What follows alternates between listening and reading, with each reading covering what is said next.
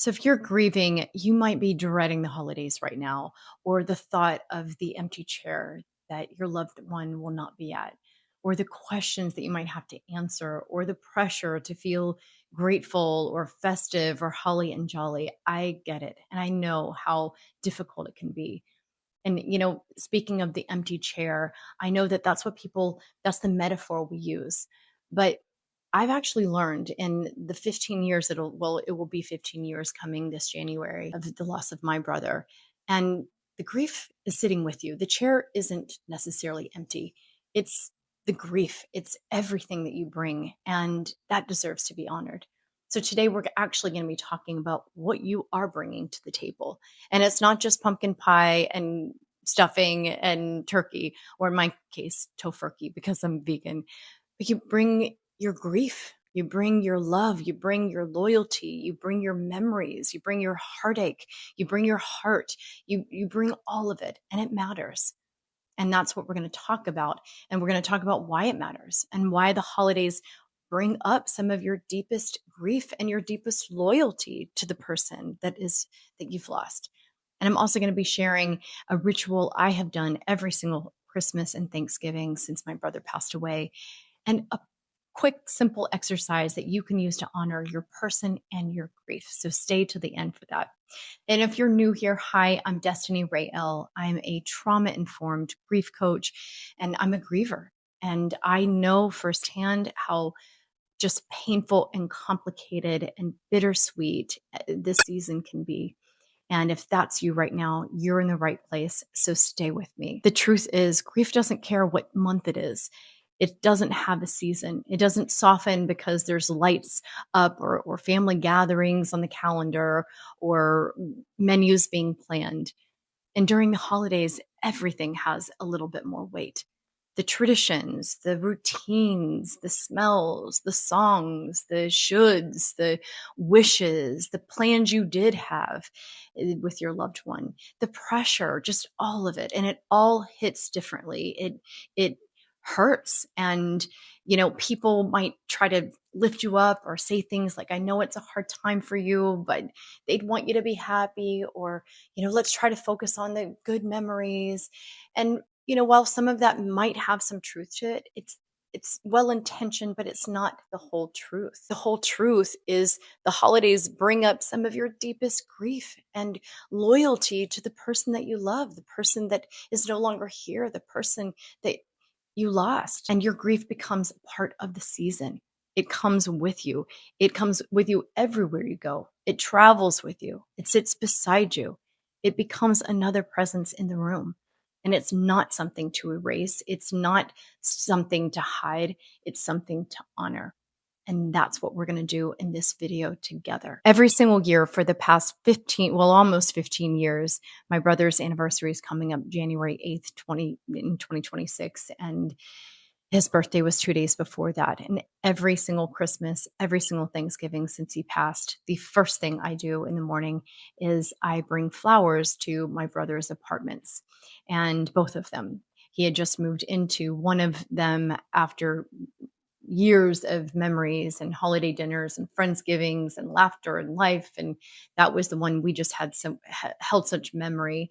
And then he had a second apartment that he had actually just moved into really a month before he passed away, and that's where I dropped him off the last time I physically saw him. So I bring flowers to both apartments, and I don't compromise it. I don't put it off. I don't do anything until I go and bring those flowers. It's just something that feels like a non-negotiable, and it feels like loyalty.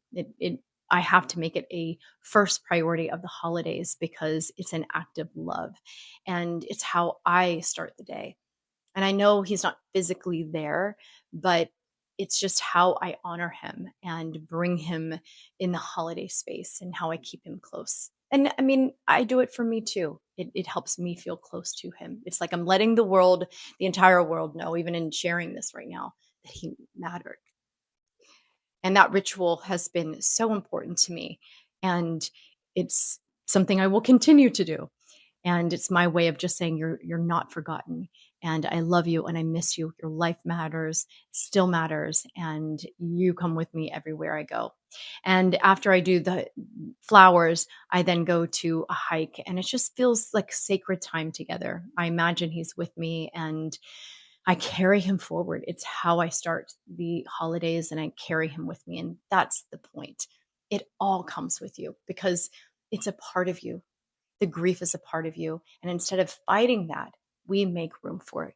We bring it to the table. We bring it to the season. We bring it to the holidays and we give it a seat. We name it and we honor it. And I know some will say that the empty chair is the hardest part.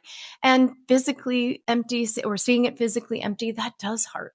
It is a part of the pain that you bring and knowing that they're not physically here. But what I've come to learn is that the chair, like I said, isn't empty. Grief doesn't show up empty handed. It brings emotion, it brings memory, it brings longing, it brings love, it brings anger, it brings guilt, it brings confusion, it brings unanswered questions. It just brings so much, whatever is true for you right now and wherever you are at in your grief. So instead of pushing it down or pretending you should feel something different this season, I want to give you a way to honor what's real for you, to honor what's true, to honor your grief, to honor your person, and to name it. So I want to offer you an exercise, and it's called the grief recipe. And I just want you to imagine for a minute if your grief showed up to the holiday table as a dish, what would it be? And really imagine and feel into that. What is it? Is it a casserole, a dessert, a side dish? Is it heavy or dense, light, bittersweet? I mean, something only you would know. Maybe it's a mix of all of those things. You know it. And now just give it a name. Is it bittersweet pie? Maybe memory mashed potatoes, confusion casserole, grief green beans. I mean, you can get as creative or clever as you need, whatever feels true for you. And just like you would with any type of recipe card, now list the ingredients. And you might want to, and in fact, this is mine right here. You might want to actually get an index card or a paper, but just write down the ingredients.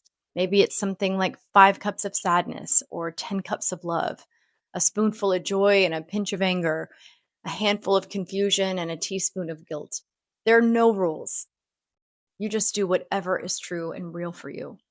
And maybe you even have multiple recipes. Maybe you have a whole grief book, a grief cookbook, because grief doesn't usually come in just one flavor or even one cuisine. It's a whole feast. And the point is to simply really name what you're bringing to the table this year. And it definitely, I can speak from experience, might look different the next year and the next year.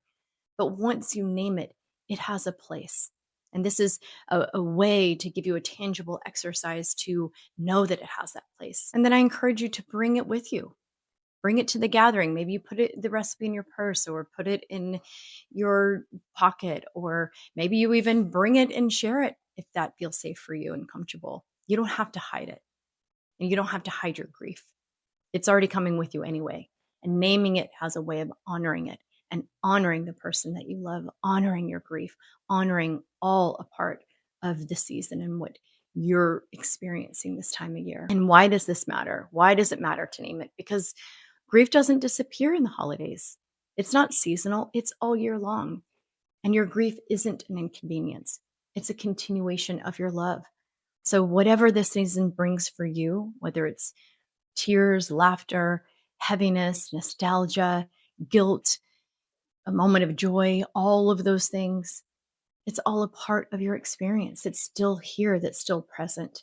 And that love doesn't end at the holidays. It comes with you, it sits beside you, it has a place at the table. It's a part of you and it belongs. So if this brought something up for you, I'd love to hear from you in the comments. Feel free to share your loved one's name, say the name out loud. My brother's name is Joseph. In fact, I have my tattoos. I don't know if you can hear me with the mic, but I've got all kinds of ways that I honor him. And I would love to hear your loved one's name and even how you've chosen to honor them this holiday season. And if you want to share your grief recipe, I will share mine this year in the comments below. And also, if you're navigating grief right now, especially during the holidays, I have created a dedicated playlist to support you through this time. You can explore that in the comments and explore other videos. And you can also explore other ways that can support you. I have a free grief guide called You're Not Crazy, You're Grieving, and I'll leave that link below. And lastly, if you are needing more personalized or private support, I do grief coaching, and I'll leave a link in how you could schedule a free call with me. Either way, just know that I'm here to support you, and I hope you take care of your heart this week. And however you choose to honor your grief, know that it counts, know that it matters, and know that you don't have to do it alone. I will see you next week in the next video, and thank you for being here.